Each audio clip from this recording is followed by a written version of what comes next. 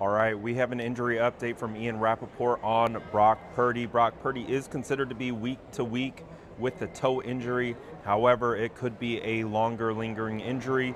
As to Ian's credit, he accurately reported a 2 to 5 week injury.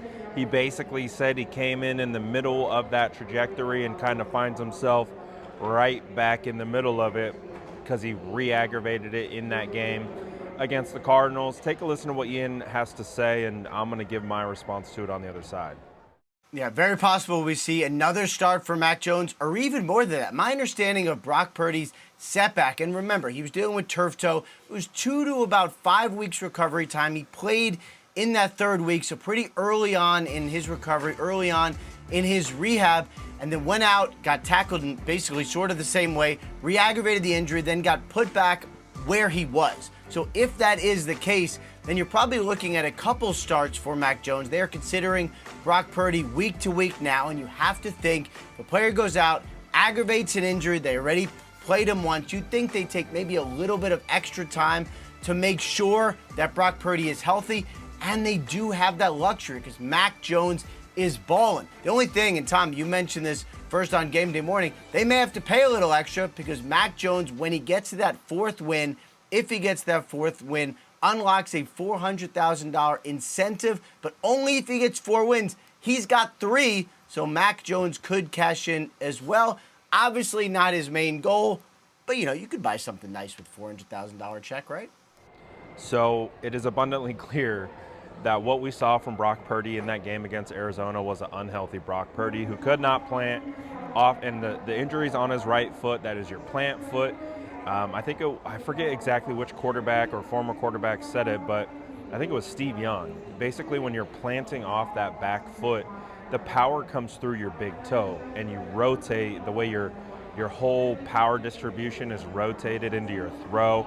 It all basically rolls off of your big toe, and when that big toe is injured, you can't do much of anything. And I can also speak to having toe injuries, and it's just like insane like how much a toe injury can impact you from walking.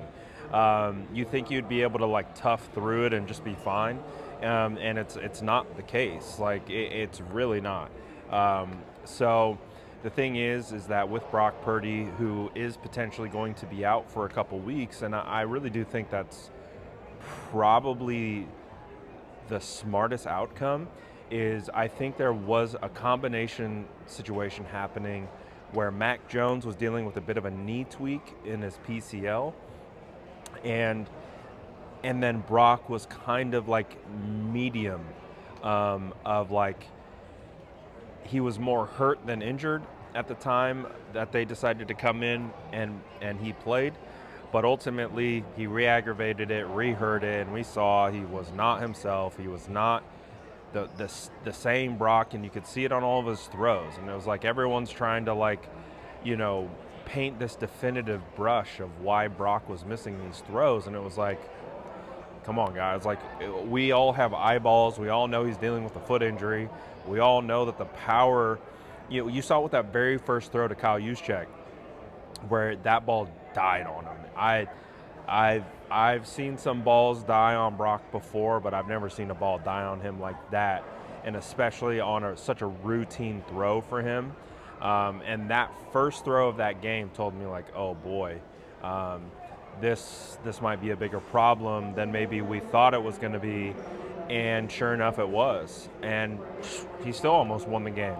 So moving forward, if Brock, and one of the awesome things is that Mac Jones wasn't on the injury report. He didn't. There was no discussion about him being day to day, week to week, nothing. So I'm loving it. I'm loving the fact that the 49ers have a quarterback that they're confident that they can fall back on. That's what I'm loving. I'm not loving the fact that Brock Purdy's hurt. I'm loving that we're going to be all right. The 49ers have a good system right now, and they have a good structure that will allow them to be successful here. So as this team continues to move forward, I do think they have to be as careful with Brock as possible with this toe. We saw what happened to Joe Burrow, out for 3 months, having to have surgery. We want to avoid that with Brock by all means necessary.